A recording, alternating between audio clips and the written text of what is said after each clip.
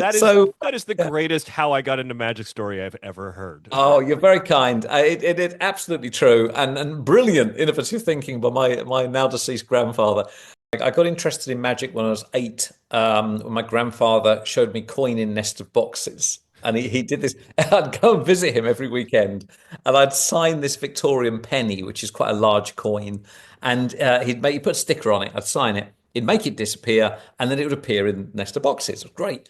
And I hassled him and said, "How's this done?" Eventually, he wasn't a magician, but he knew this one trick. He said the answer's in a book, and the book's in the library. So I read all the library books, found out about the gimmick, came back to him, explained how it was done, and he gave me that gimmick. And it sits about, I don't know, 3 meters from me now.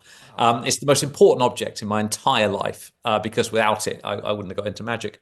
But then, about 3, 4 years ago, I was going to give a talk at the Magic Circle. So I phoned up my mum and I said, "How did my granddad find out about this trick? 'Cause he wasn't a magician, and particularly this gimmick, very nicely made." And she said, "Oh, he never used that thing." And I said, "Well, what do you mean?" And she said, "No, no, no. He used to sign the coin every week, and he'd take the coin from the previous week and put it inside the nest of boxes."